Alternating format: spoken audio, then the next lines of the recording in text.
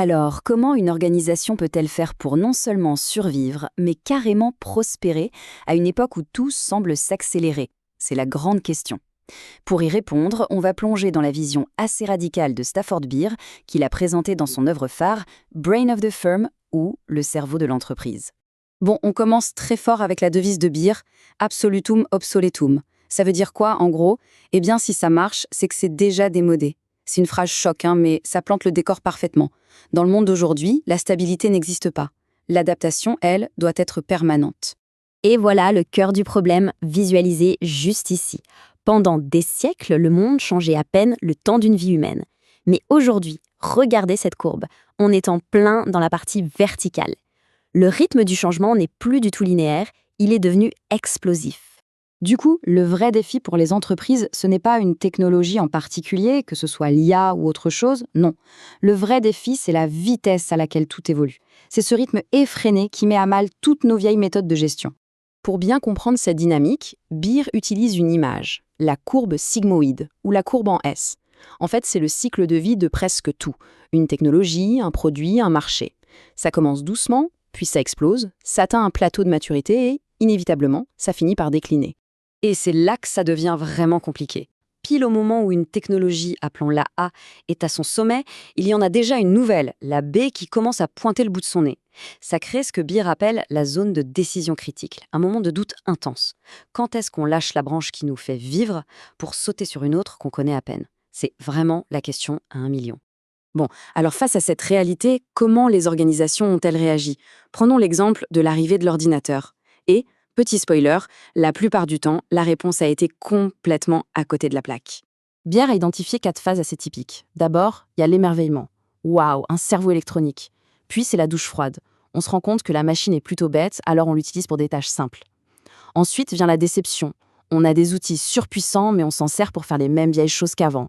Donc les résultats sont bof. Et enfin, on crée des systèmes d'information qui noient tout le monde sous un océan de données inutiles, sans apporter la moindre vision claire.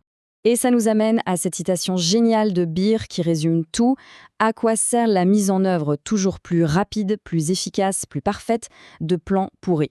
En clair, si votre plan est mauvais à la base, avoir le meilleur outil pour l'exécuter plus vite, ça vous aide juste à foncer dans le mur plus rapidement. D'accord, mais alors, comment on sort de ce piège? Eh bien, tout commence par un déclic. Un changement total de perspective. Il faut arrêter de se focaliser sur l'outil et commencer à repenser tout le système. En fait, il faut poser la bonne question. Et la différence est énorme. L'ancienne question, la mauvaise, c'était comment on utilise l'ordinateur dans notre boîte. La bonne question, celle de la cybernétique, c'est maintenant qu'on a des ordinateurs, qu'est-ce que notre boîte peut devenir? On passe d'une question de simple mise en œuvre à une question de vision et de réinvention. C'est un monde de différence. Et pour répondre à cette nouvelle question, forcément, il faut de nouveaux outils. Et cette nouvelle boîte à outils, c'est ce qu'on appelle la cybernétique, la science du contrôle et de la communication. Attention, quand on parle de cybernétique, on pense tout de suite à des robots ou à la science-fiction. Mais non, ce n'est pas ça. La cybernétique, c'est la science qui essaie de comprendre les principes de base qui régissent tous les systèmes complexes, qu'ils soient vivants, mécaniques ou même sociaux. En gros, ça étudie ce qui permet à un système de fonctionner, de s'adapter et de survivre. On a souvent une image très simple du contrôle. Un chef qui donne un ordre, un interrupteur on-off. Mais la réalité, dans un cerveau ou une organisation efficace, c'est bien plus organique. C'est un réseau complexe, interconnecté, un peu comme une toile d'araignée vivante.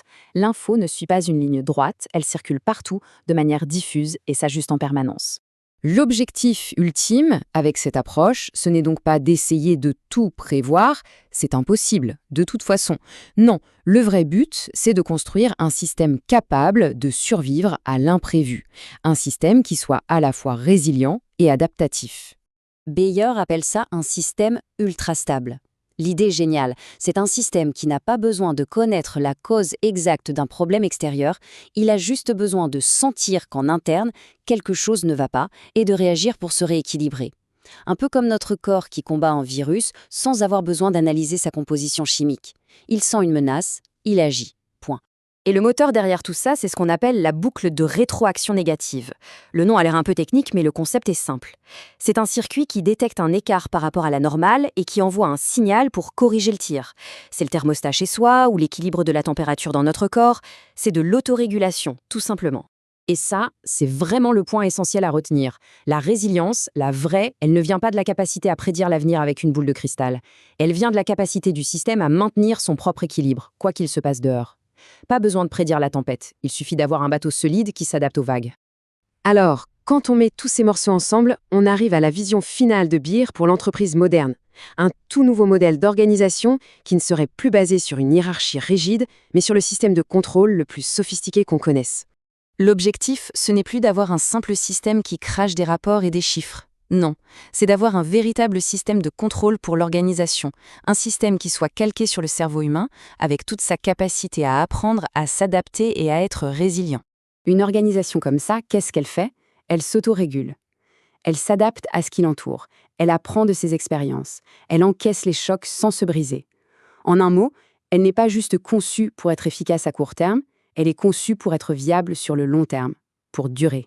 Ce qui nous laisse avec cette question pour la fin, et si une organisation pouvait s'adapter non pas comme une machine programmée pour des tâches précises, mais comme un cerveau, capable d'évoluer dans un monde qui, lui, ne s'arrête jamais de changer? La vision de Stafford Beer nous montre que ce n'est pas juste une idée intéressante, c'est peut-être devenu essentiel pour survivre.